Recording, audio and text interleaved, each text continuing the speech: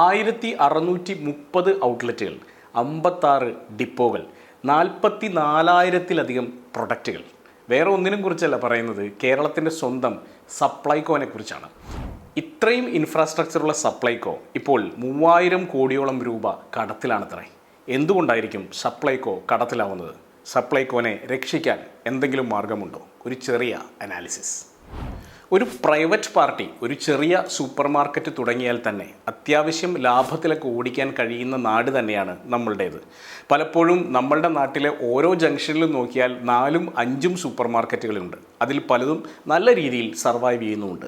എന്നിട്ടും എന്താണ് ഇത്രയധികം ഇൻഫ്രാസ്ട്രക്ചറുള്ള, ഇത്രയധികം പവറുള്ള ഗവൺമെൻറ്റിൻ്റെ തന്നെ സ്ഥാപനമായ സപ്ലൈകോ കോടികളുടെ കടത്തിൽ മുങ്ങുന്നത്? ഒരു ബിസിനസ് വിജയിക്കണമെങ്കിലുള്ള ഏറ്റവും ആദ്യത്തെ കാര്യം സ്ട്രാറ്റജിയും പോളിസിയും തന്നെയാണ്. എന്ത് സ്ട്രാറ്റജിയിലാണ് സപ്ലൈകോ വരുന്നത്, എന്ത് പോളിസീസാണ് അവർ ഉൾക്കൊള്ളുന്നത്, അത് വളരെ പ്രധാനമാണ്. ഏകദേശം 13ഓളം സബ്സിഡൈസ്ഡ് ആയിട്ടുള്ള ഐറ്റംസാണ് സപ്ലൈകോയിലൂടെ നമുക്ക് ലഭിക്കുന്നത്. ഒപ്പം തന്നെ ഒരുപാട് മറ്റുള്ള ഐറ്റംസും ലഭിക്കുന്നുണ്ട്.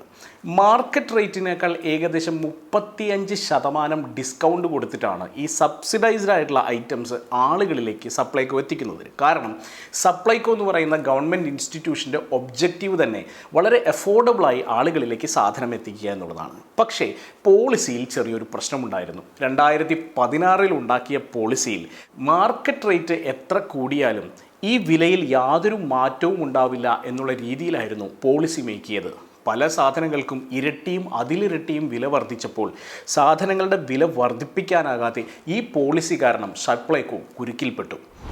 വളരെ അടുത്താണ്, കുറച്ച് മാസങ്ങൾക്ക് മുമ്പ് മാത്രമാണ് ഈ പോളിസിയിൽ ഒരു ചേഞ്ച് വേണമെന്ന തോന്നൽ, അതായത് കോടികളുടെ കടത്തിലേക്ക് കൂപ്പുകുത്തിയപ്പോഴാണ് ഈ പോളിസിയിൽ ഒരു ചേഞ്ച് വേണമെന്ന തോന്നൽ ഗവൺമെൻറ്റിൻ്റെ ഭാഗത്തുനിന്നുണ്ടായത്.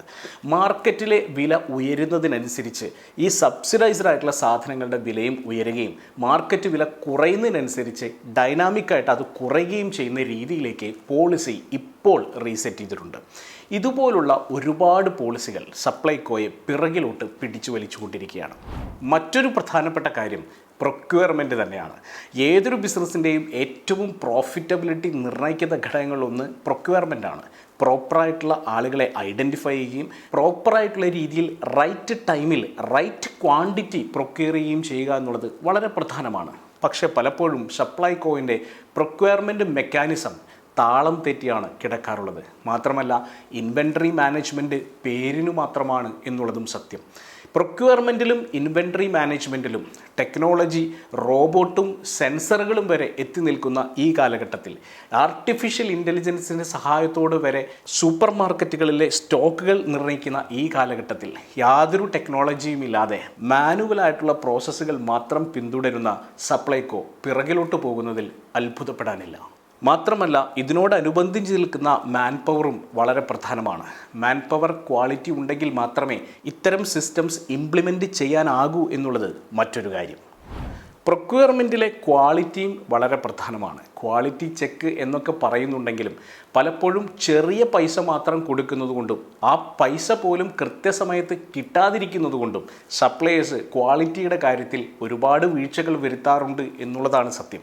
അതുകൊണ്ട് തന്നെ പയറിലും പരിപ്പിലും അരിയിലുമൊക്കെ കല്ല് കിട്ടിയാൽ അത്ഭുതപ്പെടാനില്ല. തൽക്കാലം ക്ഷമിക്കുകയേ വഴിയുള്ളൂ. മറ്റൊരു പ്രധാനപ്പെട്ട കാര്യമാണ് സപ്ലൈ ചെയിൻ എന്നത്. പലപ്പോഴും ഈ പ്രൊക്വയർ ചെയ്ത സാധനങ്ങൾ ഡിപ്പോയിലും വെയർഹൗസിലും കെട്ടിക്കിടക്കുന്നത് കാണാം. നമ്മൾ പോകുന്ന സപ്ലൈകോ ഔട്ട്ലെറ്റുകൾ മിക്കവാറും എല്ലാം 50%-ലധികം ശൂന്യമായി കിടക്കുന്നതാണ് കാണുന്നത്. ഏതെങ്കിലും ഒരു ഷോപ്പിലേക്ക് നമ്മൾ കയറി ചെല്ലുമ്പോൾ അതിലെ റാക്കുകളെല്ലാം ഒഴിഞ്ഞു കിടക്കുന്നത് കണ്ടാൽ പിന്നീട് ആ ഷോപ്പിലേക്ക് നമ്മൾ പോകാൻ എന്തെങ്കിലും സാധ്യതയുണ്ടോ? സബ്സിഡൈസ്ഡ് ഐറ്റംസിന് അപ്പുറത്തേക്ക് ഒരുപാട് സാധനങ്ങൾ അപ്സെൽ ചെയ്യാനും ക്രോസ് സെൽ ചെയ്യാനും വലിയ പ്രോഫിറ്റബിലിറ്റി ഉണ്ടാക്കാനും സാധ്യതയുള്ള സമയത്താണ് ഇത്തരത്തിൽ മോശം പ്രൊക്യൂർമെൻറ്റ് കാരണം സാധനങ്ങളില്ലാതെ സപ്ലൈകോ സ്റ്റോറുകൾ ഒഴിഞ്ഞു കിടക്കുന്ന സ്റ്റോറുകളിലേക്ക് ജനങ്ങൾ വരണമെന്ന് ശഠിക്കുന്നത് വെറും മൗഢ്യമാണ്. ഇത്തരത്തിൽ നഷ്ടങ്ങൾ ഉണ്ടായിക്കൊണ്ടിരിക്കുന്ന സമയത്ത് തന്നെ പല ഗവൺമെൻറ്റുകളായി എടുത്തിട്ടുള്ള പോളിസികളിലൂടെയൊക്കെ പലതരത്തിലുള്ള മൊബൈൽ മാർക്കറ്റുകളും മൊബൈൽ ഷോപ്പുകളുമൊക്കെ, അതായത് സഞ്ചരിച്ചു കൊണ്ടിരിക്കുന്ന ഷോപ്പുകളുമൊക്കെ സപ്ലൈകോ ആരംഭിക്കുകയുണ്ടായി. പല ബസ്സുകളും ഇപ്പോൾ ടയറിൽ കാറ്റുപോലുമില്ലാതെ കിടക്കുന്നത് കാണാം. സപ്ലൈകോവിൻ്റെ ചുവപ്പും വെള്ളയും കളമുള്ള ബസ്സുകൾ പല സ്ഥലങ്ങളിലായി കിടക്കുന്നത് കാണുമ്പോൾ സപ്ലൈകോവിൻ്റെ ആ ദുരന്തം നമുക്ക് ഓർമ്മ വരും. ഏതൊരു ബിസിനസ്സിനും, പ്രത്യേകിച്ചും റീറ്റെയിൽ ബിസിനസ്സിനും നല്ല ഒരു കസ്റ്റമർ എക്സ്പീരിയൻസ് അനിവാര്യമാണ്. സപ്ലൈകോ സ്റ്റോറുകളിൽ പോകുമ്പോഴുള്ള കസ്റ്റമർ എക്സ്പീരിയൻസിനെ കുറിച്ച് ഞാൻ പറഞ്ഞു തരേണ്ട കാര്യമില്ലല്ലോ. കൃത്യമായ ഡിസ്പ്ലേ ഇല്ലെന്ന് മാത്രമല്ല, കസ്റ്റമേഴ്സിനോടുള്ള പെരുമാറ്റവും വളരെ മോശം തന്നെയാണ്. പലപ്പോഴും ഒരു സാധനം ഉണ്ടോ എന്നറിയണമെങ്കിൽ മണിക്കൂറുകളോളം ക്യൂ നിൽക്കുകയും പിന്നീട് അത് ഇല്ല എന്നറിയുകയും ചെയ്യുമ്പോഴുണ്ടാവുന്ന കസ്റ്റമറിൻ്റെ മുഖത്തെ അതൃപ്തി വളരെ പ്രകടമാണ്. കസ്റ്റമർ ലോയൽറ്റിയുടെ കാര്യത്തിലും കസ്റ്റമറിന് വേണ്ട കൃത്യമായ പ്രൈസിങ്ങിൻ്റെ കാര്യത്തിലുമൊക്കെ ഇപ്പോഴും സപ്ലൈകോന് വലിയ കൺഫ്യൂഷനുകളുണ്ട്. ഇത്രയധികം സ്റ്റോറുകളുള്ള, ഇത്രയധികം നെറ്റ്വർക്കുള്ള സപ്ലൈകോ റിവൈവ് ചെയ്തെടുക്കുക എന്നുള്ളത് ഒരു ഹിലാരിയസ് ടാസ്ക് ഒന്നുമല്ല. സത്യം പറഞ്ഞാൽ ഗവൺമെൻറ്റിൻ്റെ പവർ ഉപയോഗിച്ചുകൊണ്ട്, കൃത്യമായിട്ടുള്ള സംവിധാനങ്ങൾ ഉപയോഗിച്ചുകൊണ്ട് ഇത്രയും വലിയ ഒരു നെറ്റ്വർക്കിനെ ബിൽഡ് ചെയ്തെടുക്കാൻ ഇപ്പോഴും സാധ്യമാണ്. പല സപ്ലയേഴ്സും ഇപ്പോഴും സപ്ലൈകോനെ സപ്പോർട്ട് ചെയ്യുന്നവരാണ് എന്നുള്ളതാണ് സത്യം. കാരണം അവർക്ക് ലഭിക്കുന്നത് ബൾക്ക് ഓർഡറുകളാണ്. 20, 25 കോടിയും 30 കോടിയും ഒക്കെ കടത്തിൽ നിൽക്കുന്ന ഇഷ്ടം പോലെ സപ്ലയേഴ്സ് ഇപ്പോഴും സപ്ലൈകോനുണ്ട് എന്നുള്ളതും കഷ്ടമാണ്. അതുകൊണ്ട് തന്നെ പലപ്പോഴും അവരുടെ ബിസിനസ്സുകൾ പോലും സപ്ലൈകോ കാരണം താറുമാറായിരിക്കുന്നു. എന്നിട്ടും അവർ വീണ്ടും സപ്ലൈ ചെയ്യാൻ തയ്യാറാകുമ്പോൾ സപ്ലൈകോ അവിടെ ഒരു ഓപ്പർച്യൂണിറ്റി കാണേണ്ടതാണ്. സപ്ലൈകോന് ഈ സ്റ്റോറുകളുണ്ട് എന്നൊക്കെ പറയുന്നുണ്ടെങ്കിലും ഡിജിറ്റലായിട്ടുള്ള പ്രസൻസ് സപ്ലൈകോന് ഇല്ല എന്നുള്ളതാണ് സത്യം. കൃത്യമായിട്ടുള്ള രീതിയിൽ ഓർഡർ ചെയ്താൽ നമ്മളുടെ തൊട്ടടുത്തുള്ള സൂപ്പർ മാർക്കറ്റിൽ നിന്ന് പോലും നമ്മുടെ വീട്ടിലേക്ക് സാധനങ്ങൾ എത്തുമ്പോൾ സപ്ലൈകോന് അങ്ങനെ ഒരു സംവിധാനമില്ല എന്നുള്ളത് വലിയ കഷ്ടം തന്നെയാണ്. ചുരുക്കി പറഞ്ഞാൽ എല്ലാ വിഭാഗത്തിലും ശ്രദ്ധിക്കുകയാണെങ്കിൽ സപ്ലൈകോനെ നമുക്ക് തിരിച്ചു കൊണ്ടുവരാൻ സാധിക്കും. കൃത്യമായിട്ടുള്ള പോളിസിയും സ്ട്രാറ്റജിയും ഉണ്ടാക്കുക എന്നുള്ളത് തന്നെയാണ് ആദ്യം. സബ്സിഡൈസ്ഡ് ആയിട്ടുള്ള ഐറ്റംസ് എത്ര വിൽക്കണമെന്നും അതിൻ്റെ പ്രൊജക്ഷൻസ് ഉണ്ടാക്കുകയും ചെയ്യുക എന്നുള്ളതും വളരെ പ്രധാനമാണ്. മാത്രമല്ല ഗവൺമെൻറ് ബഡ്ജറ്റിൽ അതിലേക്ക് കണക്ട് ചെയ്തുകൊണ്ട് അതിനൊരു തുക കൃത്യമായി വകയിരുത്തുകയും വേണം. ഒപ്പം തന്നെ ചില പ്രത്യേക സ്ട്രാറ്റജികളിലൂടെ കൂടുതൽ ആളുകളിലേക്ക് പ്രൊഡക്റ്റുകൾ പുഷ് ചെയ്തുകൊണ്ട്, കൂടുതൽ സെയിൽസ് ഉണ്ടാക്കിക്കൊണ്ട്, കൃത്യമായ ടാർഗറ്റുകൾ ഓരോ റീറ്റെയിൽ ഔട്ട്ലെറ്റിനും വെച്ചുകൊണ്ട്, അവിടെയുള്ള എംപ്ലോയീസിന് കൃത്യമായ ടാർഗറ്റുകളും അതിനനുസരിച്ചിട്ടുള്ള ഇൻസെൻറ്റീവുകളും പ്രഖ്യാപിച്ചുകൊണ്ട് ഒരു പ്രൈവറ്റ് ഓർഗനൈസേഷൻ എങ്ങനെയാണോ നടത്തുന്നത് ആ രീതിയിൽ തന്നെ സപ്ലൈകോ ഔട്ട്ലെറ്റുകളെ മാറ്റിയെടുക്കാൻ സാധിക്കും.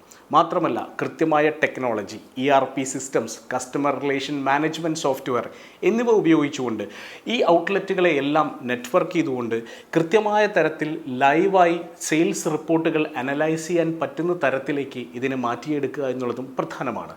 ഒപ്പം തന്നെ സോഴ്സ് ചെയ്യുന്ന പ്രൊഡക്റ്റുകളുടെ ക്വാളിറ്റിയിൽ ഉറപ്പുവരുത്തുകയും സപ്ലൈകോൻ്റെ തന്നെ സ്വന്തമായിട്ടുള്ള ബ്രാൻഡുകൾക്ക് കൂടുതൽ പുഷ് കൊടുക്കുകയും ഒക്കെ ചെയ്താൽ തീർച്ചയായിട്ടും കേരളത്തിലെ കൺസ്യൂമേഴ്സിനെ വളരെ നന്നായി അട്രാക്റ്റ് ചെയ്യാൻ ഇത്രയും ശക്തമായ ഒരു സംവിധാനത്തിന് സാധിക്കുമെന്നുള്ള കാര്യത്തിൽ സംശയമില്ല. സപ്ലൈകോന് ഇത്രയധികം നെറ്റ്വർക്കുകൾ ഉള്ളതുകൊണ്ട് തന്നെ കേരളത്തിലെ എല്ലാ പഞ്ചായത്തുകളിലുമുള്ള ലോക്കലായിട്ടുള്ള ഫാർമേഴ്സുമായി കണക്ട് ചെയ്യാൻ വലിയ സാധ്യതയാണുള്ളത്. ഇത്തരത്തിൽ ലോക്കൽ ഫാർമേഴ്സുമായും ലോക്കൽ ട്രേഡേഴ്സുമായും ഒക്കെ കണക്ട് ചെയ്തുകൊണ്ട് കേരളത്തിലെ ലോക്കൽ ബ്രാൻഡുകളെയും ലോക്കലായിട്ടുള്ള ഫാർമേഴ്സിനെയുമൊക്കെ പരിപോഷിപ്പിക്കുന്ന തരത്തിലേക്ക് ഒരു ഗംഭീരമായ പ്രൊജക്റ്റ് ഉണ്ടാക്കിയെടുക്കാനും ശരിക്കും സപ്ലൈകോന് സാധ്യമാണ്.